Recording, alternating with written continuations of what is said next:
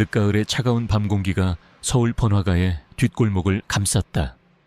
화려한 넌 쌓인 불빛 아래 고급 상점들이 즐비한 이곳은 늘 사람들로 북적였다. 하지만 고윤서의 마음속에는 늘 싸늘한 공허함이 자리 잡고 있었다. 그녀는 낡고 허름한 제복을 입은 채 묵묵히 순찰을 돌았다. 그녀의 얼굴은 수척했지만 눈빛은 깊은 슬픔과 함께 알 수 없는 강렬한 빛을 띠고 있었다. 그녀는 한때 촉망받던 강력계 여형사였다. 날카로운 직감과 뛰어난 판단력으로 수많은 미제 사건을 해결하며 범죄 여왕이라는 별명을 얻었다. 그녀의 곁에는 언제나 든든한 파트너 타이거가 있었다. 타이거는 그녀의 아버지, 고동석 경감이 직접 훈련시킨 K9 특수훈련을 받은 점원 셰퍼드로 윤서와 함께라면 어떤 위험한 임무도 마다하지 않는 용감한 경찰견이었다. 그들은 단순한 파트너가 아니었다. 서로의 눈빛만으로도 마음을 읽는 영혼의 동반자와도 같았다. 하지만 5년 전 모든 것을 송두리째 바꿔놓은 끔찍한 사건이 발생했다. 마약 조직 소탕 작전 중 아버지 고동석 경감이 의문의 죽음을 맞이했다.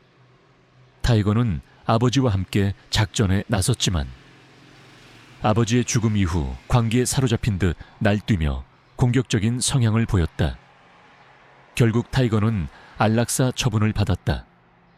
윤서는 아버지의 죽음과 타이거의 변화, 그리고 작전 실패의 모든 책임을 떠안고 경찰직을 내려놓았다. 그녀는 스스로를 세상과 단절하고 밤늦도록 순찰을 돌며 자신의 죄책감을 덜어내려 했다. 그녀의 삶은 이제 무미건조했다. 매일 밤 악몽에 시달렸고 낮에는 무표정한 얼굴로 거리를 헤맸다. 낡은 원룸은 먼지로 가득했고 그녀의 마음처럼 황량했다. 그녀는 타이거의 사진을 물끄러미 바라봤다.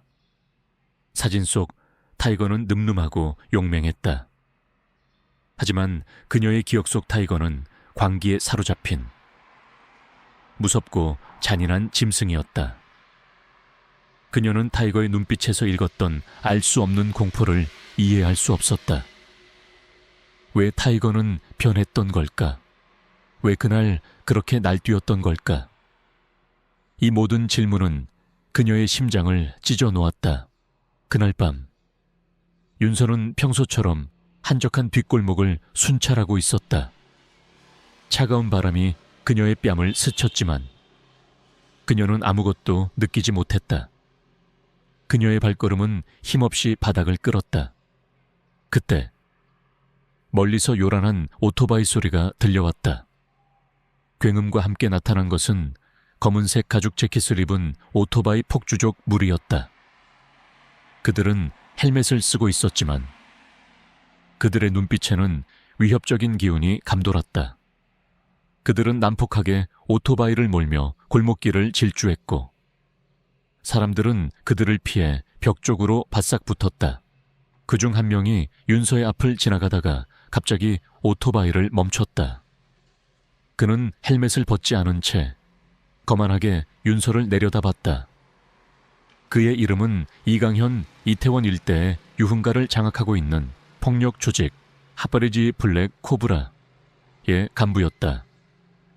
그는 잔혹하고 무자비하기로 악명이 높았지만 겉으로는 젊은 사업가 행세를 하며 자신의 정체를 숨기고 있었다. 그의 눈에는 재미를 찾아 헤매는 듯한 묘한 광기가 서려 있었다.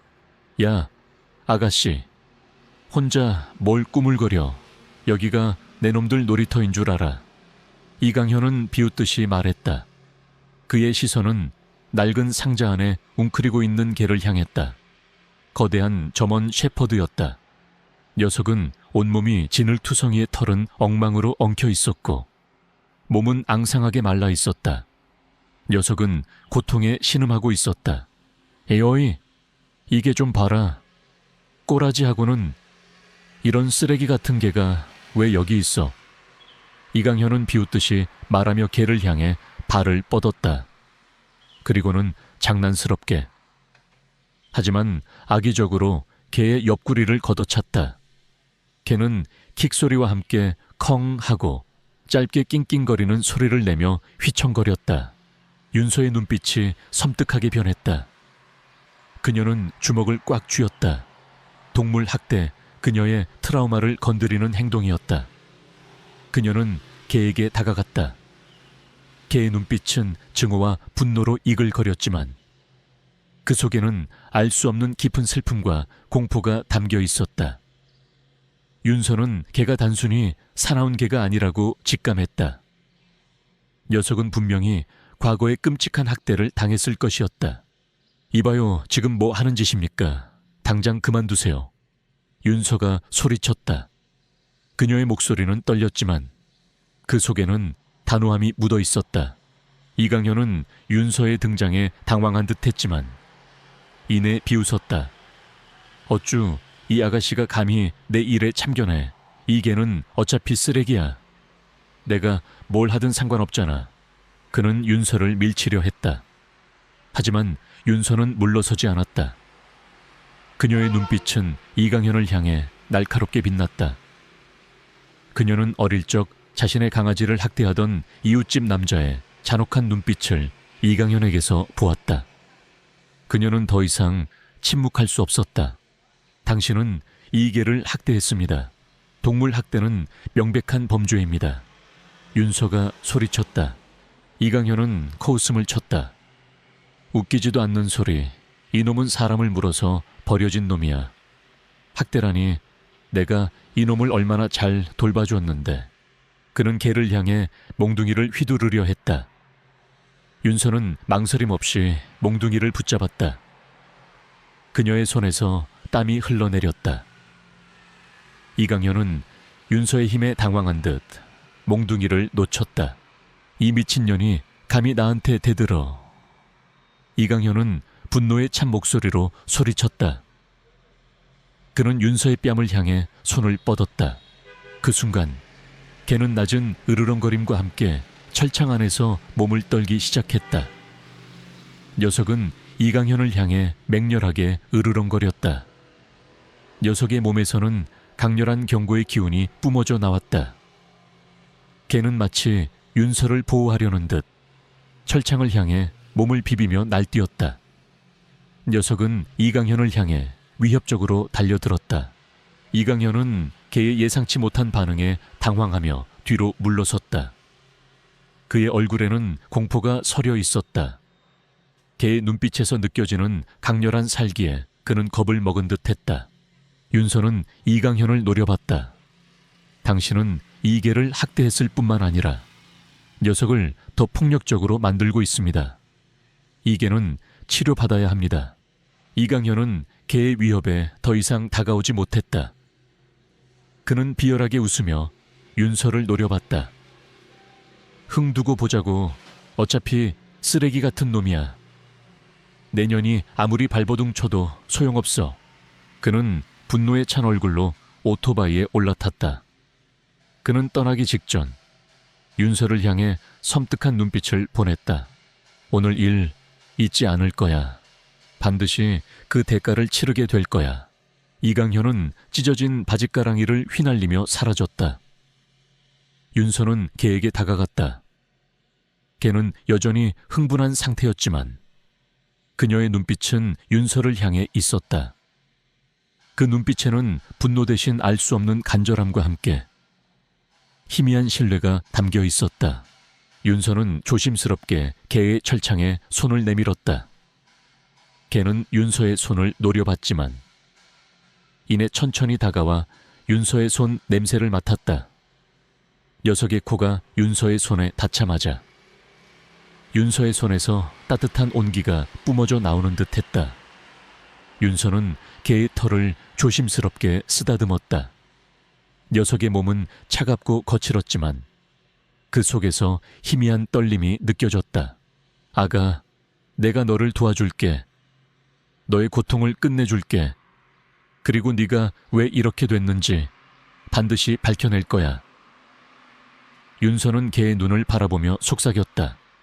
그녀는 개에게 쉐도우남라는 이름을 붙여주었다. 쉐도우의 눈에서 눈물이 흘러내렸다.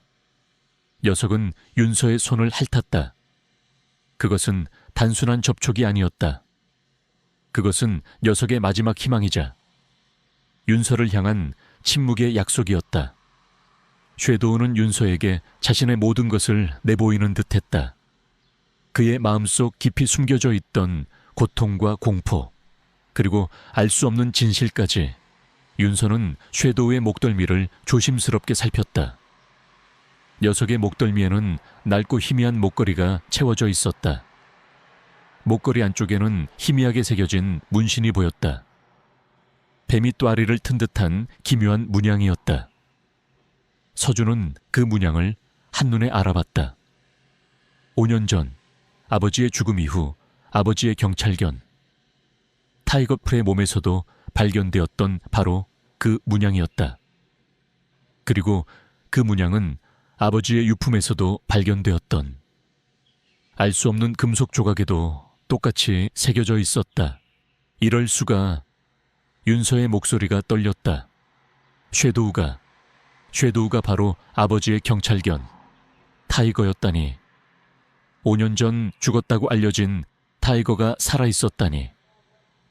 그리고 그의 아버지를 공격하려 했던 그 뱀 문양을 가진 남자, 이강현. 이 모든 것은 무엇을 의미할까? 쉐도우의 눈빛은 마치 내가 모든 것을 알고 있어 라고 말하는 듯 했다. 서준은 직감했다. 쉐도우는 단순한 버림받은 개가 아니다. 녀석은 아버지의 죽음과 관련된 진실을 알고 있는 존재였다. 그리고 녀석의 눈빛은 그 진실을 밝히라는 메시지였다. 늦가을의 차가운 밤 공기가 서울 번화가의 뒷골목을 감쌌다. 화려한 넌 쌓인 불빛 아래 고급 상점들이 즐비한 이곳은 늘 사람들로 북적였다. 하지만 고윤서의 마음속에는 늘 싸늘한 공허함이 자리 잡고 있었다. 그녀는 낡고 허름한 제복을 입은 채 묵묵히 순찰을 돌았다. 그녀의 얼굴은 수척했지만 눈빛은 깊은 슬픔과 함께 알 수 없는 강렬한 빛을 띠고 있었다. 그녀는 한때 촉망받던 강력계 여영사였다.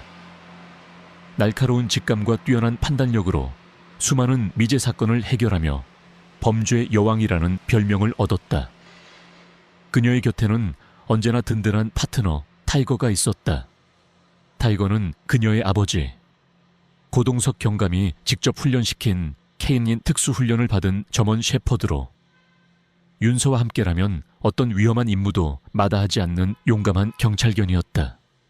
그들은 단순한 파트너가 아니었다. 서로의 눈빛만으로도 마음을 읽는 영혼의 동반자와도 같았다. 하지만 5년 전 모든 것을 송두리째 바꿔놓은 끔찍한 사건이 발생했다. 마약 조직 소탕 작전 중 그녀의 아버지 고동석 경감이 의문의 죽음을 맞이했다.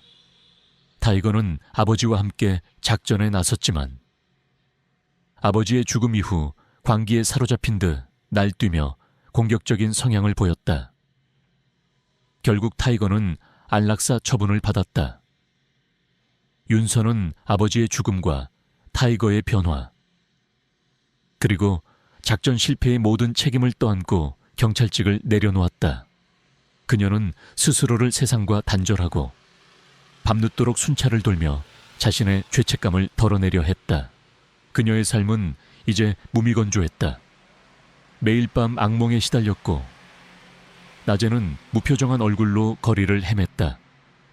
낡은 원룸은 먼지로 가득했고 그녀의 마음처럼 황량했다. 그녀는 타이거의 사진을 물끄러미 바라봤다. 사진 속 타이거는 늠름하고 용맹했다. 하지만 그녀의 기억 속 타이거는 광기에 사로잡힌 무섭고 잔인한 짐승이었다. 그녀는 타이거의 눈빛에서 읽었던 알 수 없는 공포를 이해할 수 없었다. 왜 타이거는 변했던 걸까? 왜 그날 그렇게 날뛰었던 걸까? 이 모든 질문은 그녀의 심장을 찢어 놓았다. 그날 밤 윤서는 평소처럼 한적한 뒷골목을 순찰하고 있었다. 차가운 바람이 그녀의 뺨을 스쳤지만 그녀는 아무것도 느끼지 못했다. 그녀의 발걸음은 힘없이 바닥을 끌었다. 그때 멀리서 요란한 오토바이 소리가 들려왔다. 굉음과 함께 나타난 것은 검은색 가죽 재킷을 입은 오토바이 폭주족 무리였다. 그들은 헬멧을 쓰고 있었지만 그들의 눈빛에는 위협적인 기운이 감돌았다. 그들은 난폭하게 오토바이를 몰며 골목길을 질주했고 사람들은 그들을 피해 벽 쪽으로 바싹 붙었다. 그중 한 명이 윤서의 앞을 지나가다가 갑자기 오토바이를 멈췄다. 그는 헬멧을 벗지 않은 채 거만하게 윤서를 내려다봤다. 그의 이름은 이강현, 이태원 일대 유흥가를 장악하고 있는 폭력 조직 버튼 판스 블랙 코브라의 간부였다. 그는 잔혹하고 무자비하기로 악명이 높았지만 겉으로는 젊은 사업가 행세를 하며 자신의 정체를 숨기고 있었다. 그의 눈에는 재미를 찾아 헤매는 듯한 묘한 광기가 서려 있었다. 야, 아가씨, 혼자 뭘 꾸물거려. 여기가 내 놈들 놀이터인 줄 알아. 이강현은 비웃듯이 말했다. 그의 시선은 낡은 상자 안에 웅크리고 있는 개를 향했다. 거대한 점원 셰퍼드였다. 녀석은 온몸이 진흙투성이의 털은 엉망으로 엉켜 있었고 몸은 앙상하게 말라 있었다. 녀석은 고통에 신음하고 있었다. 어이, 이게 좀 봐라. 꼬라지하고는 이런 쓰레기 같은 개가 왜 여기 있어? 이강현은 비웃듯이 말하며 개를 향해 발을 뻗었다. 그리고는 장난스럽게 하지만 악의적으로 개의 옆구리를 걷어찼다. 개는 킥소리와 함께 컹 하고 짧게 낑낑거리는 소리를 내며 휘청거렸다. 윤서의 눈빛이 섬뜩하게 변했다. 그녀는 주먹을 꽉 쥐었다. 동물학대, 그녀의 트라우마를 건드리는 행동이었다. 그녀는 개에게 다가갔다. 개의 눈빛은 증오와 분노로 이글거렸지만 그 속에는 알 수 없는 깊은 슬픔과 공포가 담겨 있었다. 윤서는 개가 단순히 사나운 개가 아니라고 직감했다. 녀석은 분명히 과거에 끔찍한 학대를 당했을 것이었다. 이봐요, 지금 뭐 하는 짓입니까? 당장 그만두세요. 윤서가 소리쳤다. 그녀의 목소리는 떨렸지만 그 속에는 단호함이 묻어 있었다. 이강현은 윤서의 등장에 당황한 듯 했지만 이내 비웃었다. 어쭈 이 아가씨가 감히 내 일에 참견해. 이 개는 어차피 쓰레기야. 내가 뭘 하든 상관없잖아. 그는 윤서를 밀치려 했다. 하지만 윤서는 물러서지 않았다. 그녀의 눈빛은 이강현을 향해 날카롭게 빛났다. 그녀는 어릴 적 자신의 강아지를 학대하던 이웃집 남자의 잔혹한 눈빛을 이강현에게서 보았다. 그녀는 더 이상 침묵할 수 없었다. 당신은 이 개를 학대했습니다. 동물 학대는 명백한 범죄입니다. 윤서가 소리쳤다. 이강현은 코웃음을 쳤다. 웃기지도 않는 소리. 이놈은 사람을 물어서 버려진 놈이야. 학대라니. 내가 이놈을 얼마나 잘 돌봐줬는데. 그는 개를 향해 몽둥이를 휘두르려 했다. 윤서는 망설임 없이 몽둥이를 붙잡았다. 그녀의 손에서 땀이 흘러내렸다. 이강현은 윤서의 힘에 당황한 듯 몽둥이를 놓쳤다.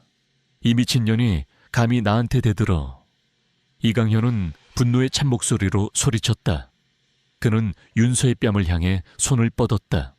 그 순간 개는 낮은 으르렁거림과 함께 철창 안에서 몸을 떨기 시작했다. 녀석은 이강현을 향해 맹렬하게 으르렁거렸다. 녀석의 몸에서는 강렬한 경고의 기운이 뿜어져 나왔다. 개는 마치 윤서를 보호하려는 듯 철창을 향해 몸을 비비며 날뛰었다. 녀석은 이강현을 향해 위협적으로 달려들었다. 이강현은 개의 예상치 못한 반응에 당황하며 뒤로 물러섰다. 그의 얼굴에는 공포가 서려 있었다. 개의 눈빛에서 느껴지는 강렬한 살기에 그는 겁을 먹은 듯 했다. 윤서는 이강현을 노려봤다. 당신은 이 개를 학대했을 뿐만 아니라 녀석을 더 폭력적으로 만들고 있습니다. 이 개는 치료받아야 합니다.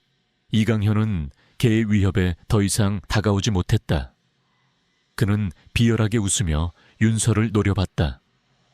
흥 두고 보자고 어차피 쓰레기 같은 놈이야. 내년이 아무리 발버둥 쳐도 소용없어. 그는 분노에 찬 얼굴로 오토바이에 올라탔다. 그는 떠나기 직전 윤서를 향해 섬뜩한 눈빛을 보냈다. 오늘 일 잊지 않을 거야. 반드시 그 대가를 치르게 될 거야. 이강현은 찢어진 바짓가랑이를 휘날리며 사라졌다. 윤서는 개에게 다가갔다. 개는 여전히 흥분한 상태였지만 그녀의 눈빛은 윤서를 향해 있었다. 그 눈빛에는 분노 대신 알 수 없는 간절함과 함께 희미한 신뢰가 담겨 있었다. 윤서는 조심스럽게 개의 철창에 손을 내밀었다. 개는 윤서의 손을 노려봤지만 이내 천천히 다가와 윤서의 손 냄새를 맡았다. 녀석의 코가 윤서의 손에 닿자마자 윤서의 손에서 따뜻한 온기가 뿜어져 나오는 듯했다. 윤서는 개의 털을 조심스럽게 쓰다듬었다. 녀석의 몸은 차갑고 거칠었지만 그 속에서 희미한 떨림이 느껴졌다. 아가, 내가 너를 도와줄게. 너의 고통을 끝내줄게. 그리고 네가 왜 이렇게 됐는지 반드시 밝혀낼 거야. 윤서는 개의 눈을 바라보며 속삭였다. 그녀는 개에게 쉐도라는 이름을 붙여주었다. 쉐도의 눈에서 눈물이 흘러내렸다. 녀석은 윤서의 손을 핥았다. 그것은 단순한 접촉이 아니었다. 그것은 녀석의 마지막 희망이자 윤서를 향한 침묵의 약속이었다. 쉐도우는 윤서에게 자신의 모든 것을 내보이는 듯했다. 그의 마음속 깊이 숨겨져 있던 고통과 공포, 그리고 알 수 없는 진실까지 윤서는 쉐도우의 목덜미를 조심스럽게 살폈다. 녀석의 목덜미에는 낡고 희미한 목걸이가 채워져 있었다. 목걸이 안쪽에는 희미하게 새겨진 문신이 보였다. 뱀이 또아리를 튼 듯한 기묘한 문양이었다. 서준은 그 문양을 한눈에 알아봤다. 5년 전 아버지의 죽음 이후 아버지의 경찰견 타이거리의 몸에서도 발견되었던 바로 그 문양이었다. 그리고 그 문양은 아버지의 유품에서도 발견되었던 알 수 없는 금속 조각에도 똑같이 새겨져 있었다. 이럴 수가. 윤서의 목소리가 떨렸다. 쉐도우가 바로 아버지의 경찰견 타이거였다니. 5년 전 죽었다고 알려진 타이거가 살아있었다니. 그리고 그의 아버지를 공격하려 했던 그 뱀 문양을 가진 남자 이강현. 이 모든 것은 무엇을 의미할까? 쉐도의 눈빛은 마치 내가 모든 것을 알고 있어 라고 말하는 듯했다. 서준은 직감했다. 쉐도우는 단순한 버림받은 개가 아니다. 녀석은 아버지의 죽음과 관련된 진실을 알고 있는 존재였다. 그리고 녀석의 눈빛은 그 진실을 밝히라는 메시지였다. 늦가을의 차가운 밤 공기가 서울 번화가의 뒷골목을 감쌌다. 화려한 넌사인 불빛 아래 고급 상점들이 즐비한 이곳은 늘 사람들로 북적였다. 하지만 고윤서의 마음속에는 늘 싸늘한 공허함이 자리 잡고 있었다. 그녀는 낡고 허름한 제복을 입은 채 묵묵히 순찰을 돌았다. 그녀의 얼굴은 수척했지만 눈빛은 깊은 슬픔과 함께 알 수 없는 강렬한 빛을 띠고 있었다. 그녀는 한때 촉망받던 강력계 여형사였다. 날카로운 직감과 뛰어난 판단력으로 수많은 미제 사건을 해결하며 범죄 여왕이라는 별명을 얻었다. 그녀의 곁에는 언제나 든든한 파트너 타이거가 있었다. 타이거는 그녀의 아버지, 고동석 경감이 직접 훈련시킨 K9 특수훈련을 받은 점원 셰퍼드로 윤서와 함께라면 어떤 위험한 임무도 마다하지 않는 용감한 경찰견이었다. 그들은 단순한 파트너가 아니었다. 서로의 눈빛만으로도 마음을 읽는 영혼의 동반자와도 같았다. 하지만 5년 전 모든 것을 송두리째 바꿔놓은 끔찍한 사건이 발생했다. 마약 조직 소탕 작전 중 그녀의 아버지 고동석 경감이 의문의 죽음을 맞이했다. 타이거는 아버지와 함께 작전에 나섰지만 아버지의 죽음 이후 광기에 사로잡힌 듯 날뛰며 공격적인 성향을 보였다. 결국 타이거는 안락사 처분을 받았다. 윤서는 아버지의 죽음과 타이거의 변화, 그리고 작전 실패의 모든 책임을 떠안고 경찰직을 내려놓았다. 그녀는 스스로를 세상과 단절하고 밤늦도록 순찰을 돌며 자신의 죄책감을 덜어내려 했다. 그녀의 삶은 이제 무미건조했다. 매일 밤 악몽에 시달렸고 낮에는 무표정한 얼굴로 거리를 헤맸다. 낡은 원룸은 먼지로 가득했고 그녀의 마음처럼 황량했다. 그녀는 타이거의 사진을 물끄러미 바라봤다. 사진 속 타이거는 늠름하고 용맹했다. 하지만 그녀의 기억 속 타이거는 광기에 사로잡힌 무섭고 잔인한 짐승이었다. 그녀는 타이거의 눈빛에서 읽었던 알 수 없는 공포를 이해할 수 없었다. 왜 타이거는 변했던 걸까? 왜 그날 그렇게 날뛰었던 걸까? 이 모든 질문은 그녀의 심장을 찢어 놓았다. 그날 밤 윤서는 평소처럼 한적한 뒷골목을 순찰하고 있었다.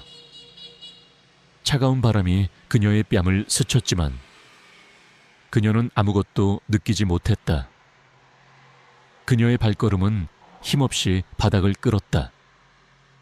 그때 멀리서 요란한 오토바이 소리가 들려왔다. 굉음과 함께 나타난 것은 검은색 가죽 재킷을 입은 오토바이 폭주족 무리였다. 그들은 헬멧을 쓰고 있었지만 그들의 눈빛에는 위협적인 기운이 감돌았다. 그들은 난폭하게 오토바이를 몰며 골목길을 질주했고 사람들은 그들을 피해 벽 쪽으로 바싹 붙었다. 그중 한 명이 윤서의 앞을 지나가다가 갑자기 오토바이를 멈췄다. 그는 헬멧을 벗지 않은 채 거만하게 윤서를 내려다봤다.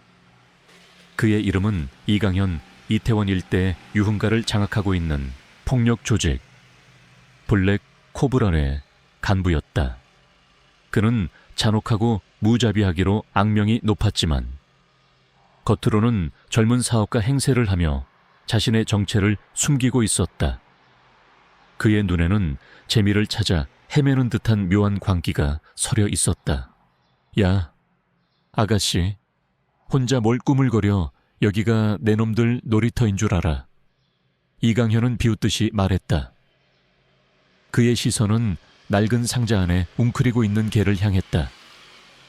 거대한 점원 셰퍼드였다. 녀석은 온몸이 진흙투성이의 털은 엉망으로 엉켜 있었고 몸은 앙상하게 말라 있었다. 녀석은 고통에 신음하고 있었다. 여의, 이게 좀 봐라. 꼬라지하고는 이런 쓰레기 같은 개가 왜 여기 있어? 이강현은 비웃듯이 말하며 개를 향해 발을 뻗었다. 그리고는 장난스럽게 하지만 악의적으로 개의 옆구리를 걷어찼다. 개는 킥소리와 함께 컹 하고 짧게 낑낑거리는 소리를 내며 휘청거렸다. 윤서의 눈빛이 섬뜩하게 변했다. 그녀는 주먹을 꽉 쥐었다. 동물 학대, 그녀의 트라우마를 건드리는 행동이었다. 그녀는 개에게 다가갔다. 개의 눈빛은 증오와 분노로 이글거렸지만 그 속에는 알 수 없는 깊은 슬픔과 공포가 담겨 있었다. 윤서는 개가 단순히 사나운 개가 아니라고 직감했다. 녀석은 분명히 과거에 끔찍한 학대를 당했을 것이었다. 이봐요, 지금 뭐 하는 짓입니까? 당장 그만두세요. 윤서가 소리쳤다. 그녀의 목소리는 떨렸지만 그 속에는 단호함이 묻어 있었다. 이강현은 윤서의 등장에 당황한 듯했지만 이내 비웃었다. 어쭈 이 아가씨가 감히 내 일에 참견해. 이 개는 어차피 쓰레기야. 내가 뭘 하든 상관없잖아. 그는 윤서를 밀치려 했다. 하지만 윤서는 물러서지 않았다. 그녀의 눈빛은 이강현을 향해 날카롭게 빛났다. 그녀는 어릴 적 자신의 강아지를 학대하던 이웃집 남자의 잔혹한 눈빛을 이강현에게서 보았다. 그녀는 더 이상 침묵할 수 없었다. 당신은 이 개를 학대했습니다.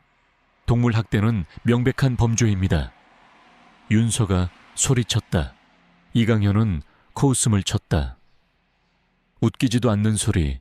이놈은 사람을 물어서 버려진 놈이야. 학대라니 내가 이놈을 얼마나 잘 돌봐줬는데. 그는 개를 향해 몽둥이를 휘두르려 했다. 윤서는 망설임 없이 몽둥이를 붙잡았다. 그녀의 손에서 땀이 흘러내렸다. 이강현은 윤서의 힘에 당황한 듯 몽둥이를 놓쳤다. 이 미친년이 감히 나한테 대들어. 이강현은 분노에 찬 목소리로 소리쳤다. 그는 윤서의 뺨을 향해 손을 뻗었다. 그 순간 개는 낮은 으르렁거림과 함께 철창 안에서 몸을 떨기 시작했다. 녀석은 이강현을 향해 맹렬하게 으르렁거렸다. 녀석의 몸에서는 강렬한 경고의 기운이 뿜어져 나왔다. 개는 마치 윤서를 보호하려는 듯 철창을 향해 몸을 비비며 날뛰었다. 녀석은 이강현을 향해 위협적으로 달려들었다. 이강현은 개의 예상치 못한 반응에 당황하며 뒤로 물러섰다. 그의 얼굴에는 공포가 서려 있었다. 개의 눈빛에서 느껴지는 강렬한 살기에 그는 겁을 먹은 듯 했다. 윤서는 이강현을 노려봤다. 당신은 이 개를 학대했을 뿐만 아니라 녀석을 더 폭력적으로 만들고 있습니다. 이 개는 치료받아야 합니다. 이강현은 개의 위협에 더 이상 다가오지 못했다. 그는 비열하게 웃으며 윤서를 노려봤다. 흥두고 보자고. 어차피 쓰레기 같은 놈이야. 내년이 아무리 발버둥 쳐도 소용없어. 그는 분노에 찬 얼굴로 오토바이에 올라탔다. 그는 떠나기 직전 윤서를 향해 섬뜩한 눈빛을 보냈다. 오늘 일 잊지 않을 거야. 반드시 그 대가를 치르게 될 거야. 이강현은 찢어진 바짓가랑이를 휘날리며 사라졌다. 윤서는 개에게 다가갔다. 개는 여전히 흥분한 상태였지만 그녀의 눈빛은 윤서를 향해 있었다. 그 눈빛에는 분노 대신 알 수 없는 간절함과 함께 희미한 신뢰가 담겨 있었다. 윤서는 조심스럽게 개의 철창에 손을 내밀었다. 개는 윤서의 손을 노려봤지만 이내 천천히 다가와 윤서의 손 냄새를 맡았다. 녀석의 코가 윤서의 손에 닿자마자 윤서의 손에서 따뜻한 온기가 뿜어져 나오는 듯했다. 윤서는 개의 털을 조심스럽게 쓰다듬었다. 녀석의 몸은 차갑고 거칠었지만 그 속에서 희미한 떨림이 느껴졌다. 아가, 내가 너를 도와줄게. 너의 고통을 끝내줄게. 그리고 네가 왜 이렇게 됐는지 반드시 밝혀낼 거야. 윤서는 개의 눈을 바라보며 속삭였다. 그녀는 개에게 쇠도라는 이름을 붙여주었다. 쇠도의 눈에서 눈물이 흘러내렸다. 녀석은 윤서의 손을 핥았다. 그것은 단순한 접촉이 아니었다. 그것은 녀석의 마지막 희망이자 윤서를 향한 침묵의 약속이었다. 쇠도우는 윤서에게 자신의 모든 것을 내보이는 듯했다. 그의 마음속 깊이 숨겨져 있던 고통과 공포, 그리고 알 수 없는 진실까지. 윤서는 쇠도우의 목덜미를 조심스럽게 살폈다. 녀석의 목덜미에는 낡고 희미한 목걸이가 채워져 있었다. 목걸이 안쪽에는 희미하게 새겨진 문신이 보였다. 뱀이 또아리를 튼 듯한 기묘한 문양이었다. 윤서는 그 문양을 한눈에 알아봤다. 5년 전 아버지의 죽음 이후 아버지의 경찰견 타이거의 몸에서도 발견되었던 바로 그 문양이었다. 그리고 그 문양은 아버지의 유품에서도 발견되었던 알 수 없는 금속 조각에도 똑같이 새겨져 있었다. 이럴 수가. 윤서의 목소리가 떨렸다. 섀도우가 바로 아버지의 경찰견 타이거였다니. 5년 전 죽었다고 알려진 타이거가 살아있었다니. 그리고 그의 아버지를 공격하려 했던 그 뱀 문양을 가진 남자. 이강현, 이 모든 것은 무엇을 의미할까? 섀도우의 눈빛은 마치 내가 모든 것을 알고 있어 라고 말하는 듯했다. 윤서는 직감했다. 섀도우는 단순한 버림받은 개가 아니다. 녀석은 아버지의 죽음과 관련된 진실을 알고 있는 존재였다. 그리고 녀석의 눈빛은 그 진실을 밝히라는 메시지였다. 지하 실험실은 팽팽한 긴장감으로 가득 찼다. 김진우의 비열한 웃음과 무장한 조직원들의 위협적인 시선이 지민을 짓눌렀다. 하지만 지민의 눈빛은 흔들림 없었다. 지혜의 죽음, 가디언의 간절한 외침, 그리고 잃어버린 별이에 대한 기억, 이 모든 것을 끝내야 한다는 결의가 그녀의 심장을 뜨겁게 달구었다. 가디언은 지민의 곁을 지키며 낮은 으르렁거림으로 김진우를 향해 경고를 보냈다. 녀석의 목덜미에 있는 뱀 문신이 섬뜩하게 번뜩였다. 감히 나의 위대한 걸작을 방해하려 해. 어리석은 것들. 이 아이는 오메가 프로젝트의 최종 완성본이다. 이 아이를 깨우면 모든 것이 파괴될 거야. 김진우의 목소리는 광기로 가득했다. 그의 손에는 주사기가 들려 있었고 지혜가 쓰러져 있는 침대를 향해 다가갔다. 민서는 충격에 빠졌다. 지혜가 살아있었다니. 그리고 김진우는 지혜를 이용해 오메가 프로젝트의 최종 목표를 완성하려 했던 것이다. 가디언은 지혜를 보자마자 격렬하게 낑낑거렸다. 녀석의 눈빛은 슬픔과 함께 간절함을 담고 있었다. 김진우는 주사기를 들어 지혜에게 약물을 주입하려 했다. 지민은 본능적으로 몸을 던졌다. 그녀는 김진우를 향해 달려들었고 그와 몸싸움을 벌였다. 김진우의 힘은 예상외로 강했다. 광기에 휩싸인 그의 눈은 더욱 붉게 빛났다. 그의 팔에는 뱀 문신이 선명하게 새겨져 있었다. 지민의 악몽 속에 등장했던 바로 그 그림자 같은 남자였다. 감히 나의 신념을 방해하려 해.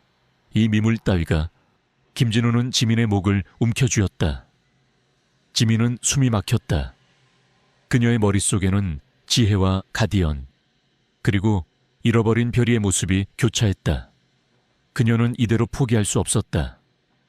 그녀는 가디언의 펜던트를 꽉 움켜쥐었다. 펜던트에서 뿜어져 나오는 빛은 이제 그녀의 눈을 붉게 물들였다. 그녀의 눈빛은 분노와 복수심으로 이글거렸다. 그녀는 이 모든 것을 끝내야 했다. 그때 가디언이 김진우를 향해 맹렬하게 달려들었다. 녀석은 김진우의 팔에 새겨진 뱀 문신을 향해 이빨을 드러냈다. 뱀 문신은 검은 피를 흘리며 일그러졌다.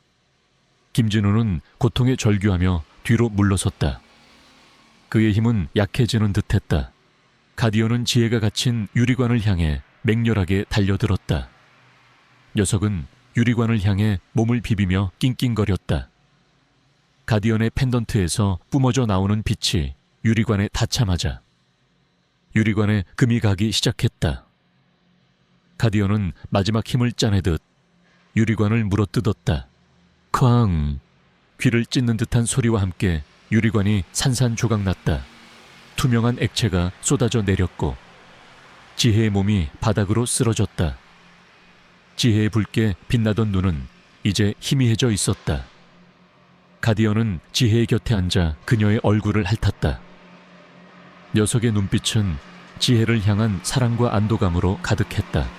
최수연은 자신이 만든 걸작이 파괴되는 것을 보고 절규했다. 아니야, 나의 오메가 나의 꿈이. 그 순간 김영철 경위가 경찰 특공대와 함께 실험실 안으로 진입했다. 김영철 경위는 민서의 마지막 연락을 받고 지원 요청을 했던 것이다. 경찰 특공대는 최수연과 그의 조직원들을 모두 체포했다.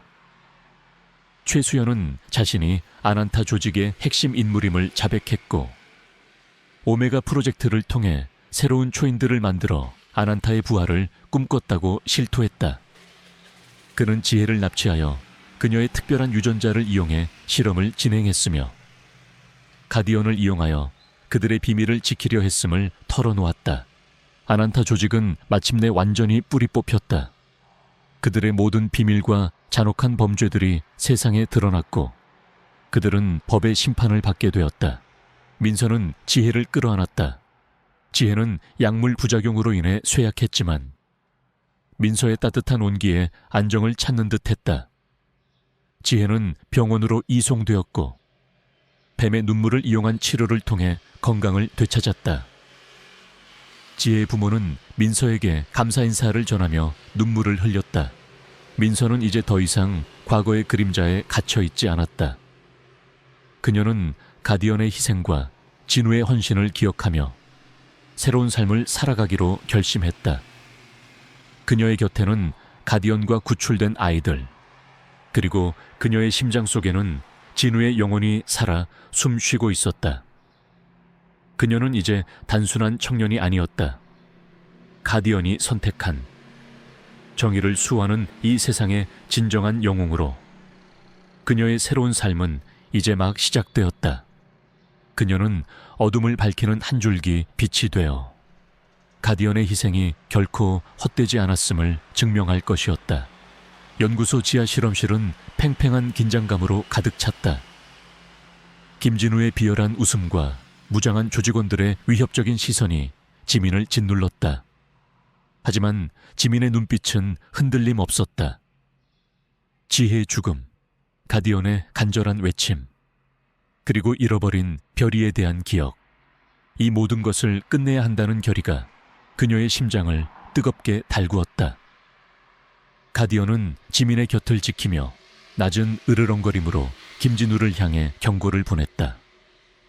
녀석의 목덜미에 있는 뱀 문신이 섬뜩하게 번뜩였다. 내 놈의 추악한 야망은 여기서 끝이다. 지민은 가디언의 펜던트를 꽉 움켜쥐고 김진우를 향해 달려들었다.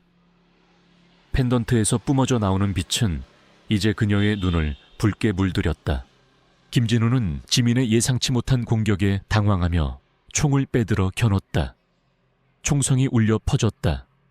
지민은 가디언의 펜던트에서 뿜어져 나오는 힘을 이용해 총알을 피했다. 그녀의 움직임은 예측 불가능했고 그녀의 주먹은 강력했다. 김진우는 지민의 예상치 못한 힘에 당황하며 뒤로 물러섰다. 조직원들이 일제히 지민을 향해 달려들었지만 지민은 가디언의 힘을 이용해 그들을 압도했다. 그녀의 몸은 마치 그림자처럼 유연하게 움직였고 그녀의 주먹은 번개처럼 빠르고 정확했다. 조직원들은 속수무책으로 당할 수밖에 없었다. 김진우는 상황이 불리해지자 비열하게 웃으며 실험실 중앙에 있는 거대한 유리관을 향해 손을 뻗었다. 유리관 안에는 알 수 없는 액체가 가득 차 있었고 그 속에는 작고 어린아이가 잠들어 있었다. 박지민, 민서의 어린 시절 악몽 속에 등장했던 3년 전 실종된 바로 그 아이였다. 그녀는 박수연 형사의 딸이었다. 감히 나의 위대한 걸작을 방해하려 해. 어리석은 것들. 이 아이는 오메가 프로젝트의 최종 완성본이다. 이 아이를 깨우면 모든 것이 파괴될 거야. 김진우의 목소리는 광기로 가득했다. 지민은 충격에 빠졌다. 박지민이 살아있었다니. 그리고 김진우는 박지민을 이용해 오메가 프로젝트의 최종 목표를 완성하려 했던 것이다. 가디언은 지민이를 보자마자 격렬하게 낑낑거렸다. 녀석의 눈빛은 슬픔과 함께 간절함을 담고 있었다. 김진우는 유리관을 향해 알 수 없는 주문을 외우기 시작했다. 유리관 안의 액체가 격렬하게 흔들리더니 잠들어 있던 지민이의 눈이 천천히 뜨였다. 지민이의 눈동자는 붉게 빛나고 있었다. 안 돼, 저 아이를 깨우면 안 됩니다. 지민이 절규했다. 저 아이는 아직 통제 불능 상태입니다. 깨어나면 모든 것을 파괴할 겁니다. 지민은 김진우를 향해 달려들었다. 하지만 김진우의 손에서 뿜어져 나오는 어둠의 에너지가 지민을 덮쳤다. 지민은 쓰러졌다. 그의 몸은 움직일 수 없었다. 김진우는 지민을 내려다보며 비열하게 웃었다. 이제 모든 것이 끝났다. 내 놈의 남편처럼 여기서 죽어라. 김진우는 지민의 목을 움켜쥐었다. 지민은 숨이 막혔다. 그녀의 머릿속에는 진우와 가디언, 그리고 지민이의 모습이 교차했다. 그녀는 이대로 포기할 수 없었다. 그녀는 가디언의 펜던트를 꽉 움켜쥐었다. 펜던트에서 뿜어져 나오는 빛은 이제 그녀의 눈을 붉게 물들였다. 그녀의 눈빛은 분노와 복수심으로 이글거렸다. 그녀는 이 모든 것을 끝내야 했다. 그때 가디언이 김진우를 향해 맹렬하게 달려들었다. 녀석은 김진우의 팔에 새겨진 뱀 문신을 향해 이빨을 드러냈다. 뱀 문신은 검은 피를 흘리며 일그러졌다. 김진우는 고통에 절규하며 뒤로 물러섰다. 그의 힘은 약해지는 듯했다.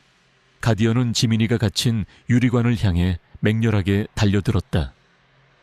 녀석은 유리관을 향해 몸을 비비며 낑낑거렸다. 가디언의 펜던트에서 뿜어져 나오는 빛이 유리관에 닿자마자 유리관의 금이 가기 시작했다.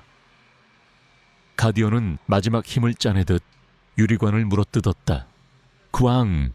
귀를 찢는 듯한 소리와 함께 유리관이 산산조각 났다. 투명한 액체가 쏟아져 내렸고 지민이의 몸이 바닥으로 쓰러졌다. 지민이의 붉게 빛나던 눈은 이제 희미해져 있었다. 가디언은 지민이의 곁에 앉아 그녀의 얼굴을 핥았다. 녀석의 눈빛은 지민이를 향한 사랑과 안도감으로 가득했다. 김진우는 자신이 만든 걸작이 파괴되는 것을 보고 절규했다.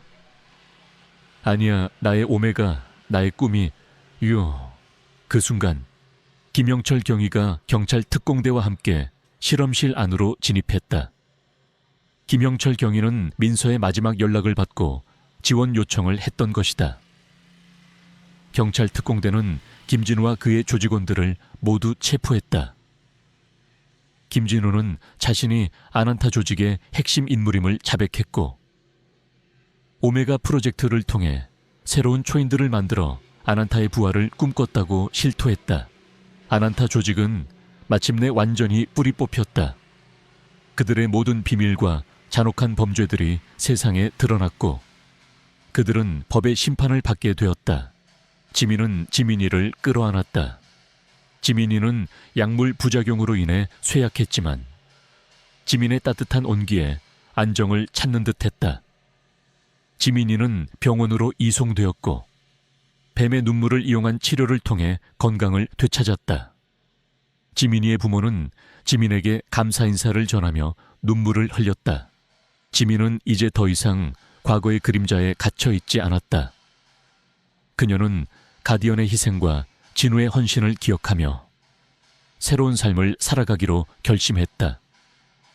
그녀의 곁에는 가디언과 구출된 아이들, 그리고 그녀의 심장 속에는 진우의 영혼이 살아 숨쉬고 있었다. 그녀는 이제 단순한 청년이 아니었다. 가디언이 선택한 정의를 수호하는 이 세상의 진정한 영웅으로. 그녀의 새로운 삶은 이제 막 시작되었다. 그녀는 어둠을 밝히는 한 줄기 빛이 되어 가디언의 희생이 결코 헛되지 않았음을 증명할 것이었다. 민서는 아난타 조직의 잔당들을 소탕한 후 비로소 진정한 평화를 찾은 듯했다. 가디언의 펜던트는 여전히 그녀의 목에 걸려 따뜻한 온기를 전해주었고, 그녀의 심장 속에는 가디언의 영혼이 살아 숨쉬고 있었다.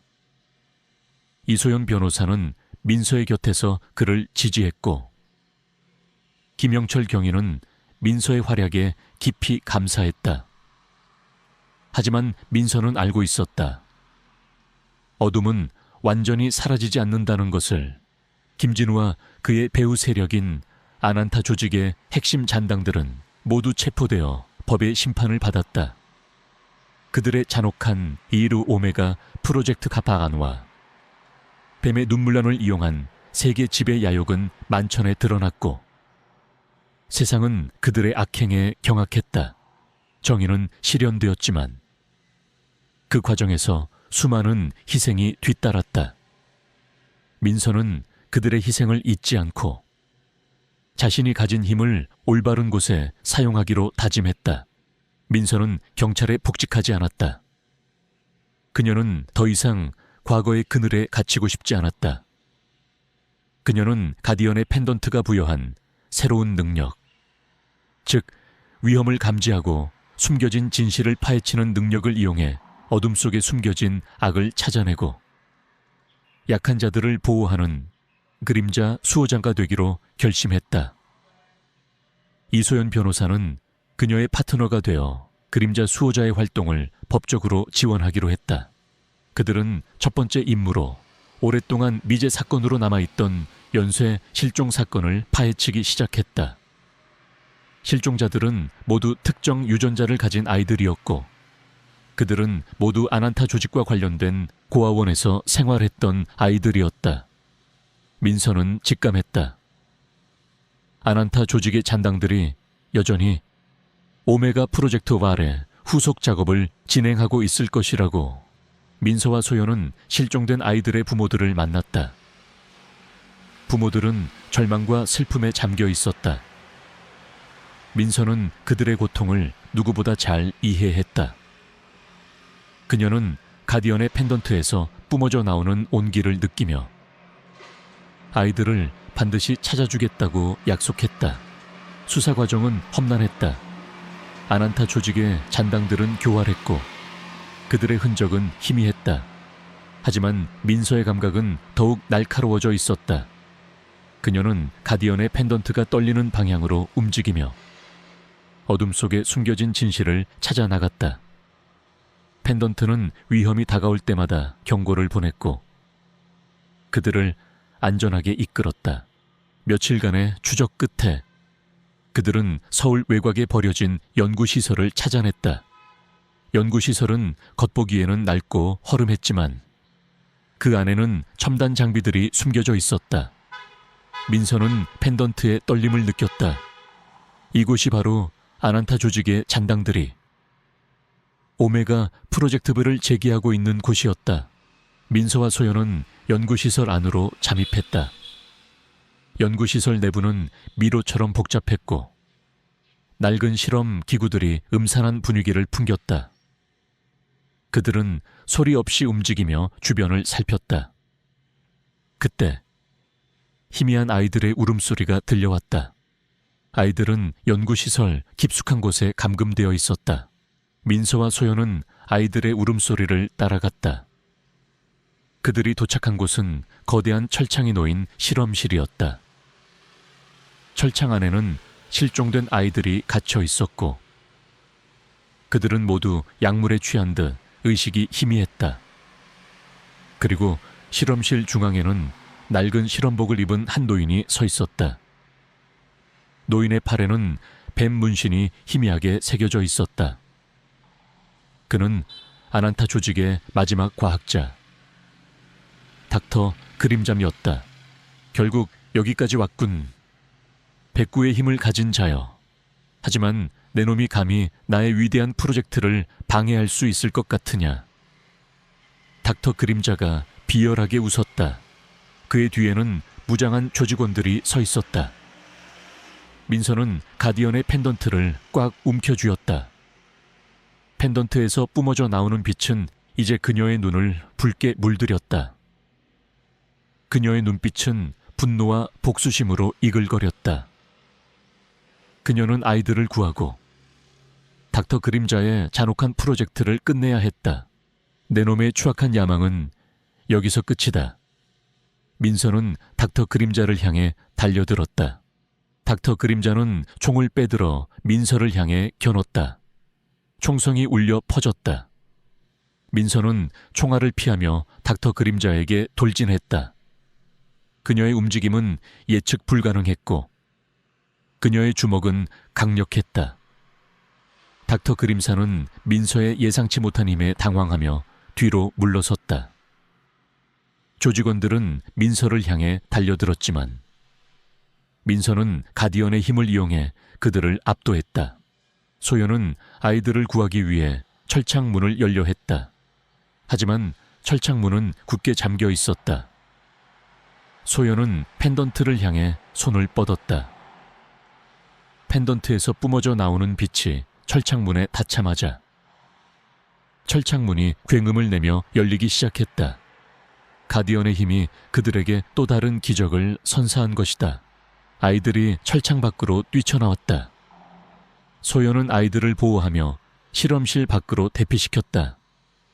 닥터 그림자는 아이들이 도망치는 것을 보고 분노에 휩싸였다.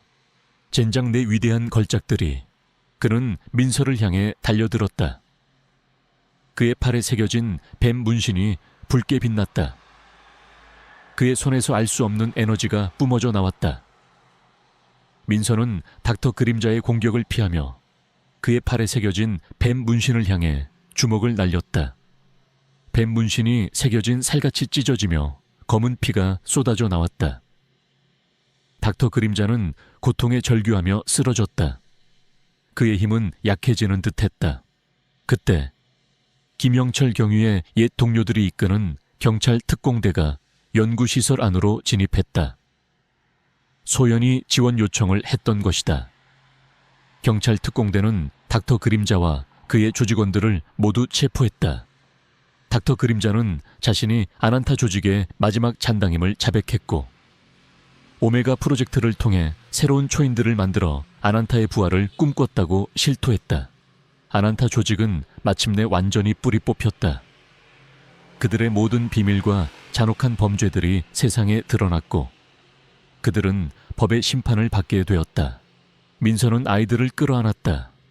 아이들은 공포에 질려 떨고 있었지만 민서의 따뜻한 온기에 안정을 찾는 듯했다. 아이들은 병원으로 이송되었고 뱀의 눈물을 이용한 치료를 통해 건강을 되찾았다. 부모들은 민서에게 감사 인사를 전하며 눈물을 흘렸다. 민서는 이제 더 이상 과거의 그림자에 갇혀있지 않았다.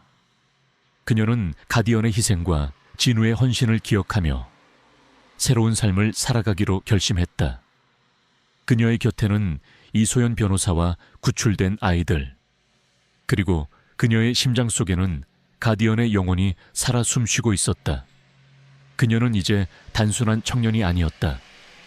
가디언이 선택한 정의를 수호하는 이 세상의 진정한 영웅으로 그녀의 새로운 삶은 이제 막 시작되었다. 그녀는 어둠을 밝히는 한 줄기 빛이 되어 가디언의 희생이 결코 헛되지 않았음을 증명할 것이었다. 아난타 조직의 모든 잔당들이 체포되고 오메가 프로젝트의 모든 비밀이 만천에 드러나면서 세상은 오랜 혼란과 고통 끝에 마침내 평화를 되찾았다. 언론은 연일 정의의 승리를 보도했고 김민서는 영웅으로 불리며 국민적 영웅이 되었다. 하지만 그녀의 마음속에는 가디언과 진우, 그리고 구출된 아이들의 묵직한 책임감과 함께 영원히 지워지지 않을 상처가 자리 잡고 있었다. 민서는 경찰에 복직하지 않았다. 그녀는 더 이상 과거의 그늘에 갇히고 싶지 않았다. 가디언의 펜던트는 여전히 그녀의 목에 걸려 따뜻한 온기를 전해주었고 그녀의 심장 속에는 가디언의 영혼이 살아 숨쉬고 있었다. 가디언의 힘은 그녀에게 민첩한 움직임, 날카로운 직감, 그리고 어둠 속에 숨겨진 진실을 감지하는 능력을 부여했다. 그녀는 이 능력을 이용해 어둠 속에 숨겨진 악을 찾아내고 약한 자들을 보호하는 그림자 수호자가 되기로 결심했다. 이소연 변호사는 그녀의 든든한 파트너가 되어 그림자 수호자의 활동을 법적으로 지원하기로 했다. 그들은 첫 번째 임무로 오랫동안 미제 사건으로 남아있던 연쇄 실종 사건을 파헤치기 시작했다. 실종자들은 모두 특정 유전자를 가진 아이들이었고 그들은 모두 아난타 조직과 관련된 고아원에서 생활했던 아이들이었다. 민서는 직감했다. 아난타 조직의 잔당들이 여전히 오메가 프로젝트 아래 후속 작업을 진행하고 있을 것이라고. 민서와 소연은 실종된 아이들의 부모들을 만났다. 부모들은 절망과 슬픔에 잠겨 있었다. 민서는 그들의 고통을 누구보다 잘 이해했다. 그녀는 가디언의 펜던트에서 뿜어져 나오는 온기를 느끼며 아이들을 반드시 찾아주겠다고 약속했다. 수사 과정은 험난했다. 아난타 조직의 잔당들은 교활했고 그들의 흔적은 희미했다. 하지만 민서의 감각은 더욱 날카로워져 있었다. 그녀는 가디언의 펜던트가 떨리는 방향으로 움직이며 어둠 속에 숨겨진 진실을 찾아 나갔다. 펜던트는 위험이 다가올 때마다 경고를 보냈고 그들을 안전하게 이끌었다. 며칠간의 추적 끝에 그들은 서울 외곽에 버려진 연구시설을 찾아냈다. 연구시설은 겉보기에는 낡고 허름했지만 그 안에는 첨단 장비들이 숨겨져 있었다. 민서는 펜던트의 떨림을 느꼈다. 이곳이 바로 아난타 조직의 잔당들이 오메가 프로젝트를 재개하고 있는 곳이었다. 민서와 소연은 연구시설 안으로 잠입했다. 연구시설 내부는 미로처럼 복잡했고 낡은 실험 기구들이 음산한 분위기를 풍겼다. 그들은 소리 없이 움직이며 주변을 살폈다. 그때 희미한 아이들의 울음소리가 들려왔다. 아이들은 연구시설 깊숙한 곳에 감금되어 있었다. 민서와 소연은 아이들의 울음소리를 따라갔다. 그들이 도착한 곳은 거대한 철창이 놓인 실험실이었다. 철창 안에는 실종된 아이들이 갇혀 있었고 그들은 모두 약물에 취한 듯 의식이 희미했다. 그리고 실험실 중앙에는 낡은 실험복을 입은 한 노인이 서 있었다. 노인의 팔에는 뱀 문신이 희미하게 새겨져 있었다. 그는 아난타 조직의 마지막 과학자, 닥터 그림자였다. 결국 여기까지 왔군. 백구의 힘을 가진 자여. 하지만 내 놈이 감히 나의 위대한 프로젝트를 방해할 수 있을 것 같으냐. 닥터 그림자가 비열하게 웃었다. 그의 뒤에는 무장한 조직원들이 서 있었다. 민서는 가디언의 펜던트를 꽉 움켜쥐었다. 펜던트에서 뿜어져 나오는 빛은 이제 그녀의 눈을 붉게 물들였다. 그녀의 눈빛은 분노와 복수심으로 이글거렸다. 그녀는 아이들을 구하고 닥터 그림자의 잔혹한 프로젝트를 끝내야 했다. 내 놈의 추악한 야망은 여기서 끝이다. 민서는 닥터 그림자를 향해 달려들었다. 닥터 그림자는 총을 빼들어 민서를 향해 겨눴다. 총성이 울려 퍼졌다. 민서는 총알을 피하며 닥터 그림자에게 돌진했다. 그녀의 움직임은 예측 불가능했고 그녀의 주먹은 강력했다. 닥터 그림사는 민서의 예상치 못한 힘에 당황하며 뒤로 물러섰다. 조직원들은 민서를 향해 달려들었지만 민서는 가디언의 힘을 이용해 그들을 압도했다. 소연은 아이들을 구하기 위해 철창문을 열려 했다. 하지만 철창문은 굳게 잠겨 있었다. 소연은 펜던트를 향해 손을 뻗었다. 펜던트에서 뿜어져 나오는 빛이 철창문에 닿자마자 철창문이 굉음을 내며 열리기 시작했다. 가디언의 힘이 그들에게 또 다른 기적을 선사한 것이다. 아이들이 철창 밖으로 뛰쳐나왔다. 소연은 아이들을 보호하며 실험실 밖으로 대피시켰다. 닥터 그림자는 아이들이 도망치는 것을 보고 분노에 휩싸였다. 젠장, 내 위대한 걸작들이. 그는 민서를 향해 달려들었다. 그의 팔에 새겨진 뱀 문신이 붉게 빛났다. 그의 손에서 알 수 없는 에너지가 뿜어져 나왔다. 민서는 닥터 그림자의 공격을 피하며 그의 팔에 새겨진 뱀 문신을 향해 주먹을 날렸다.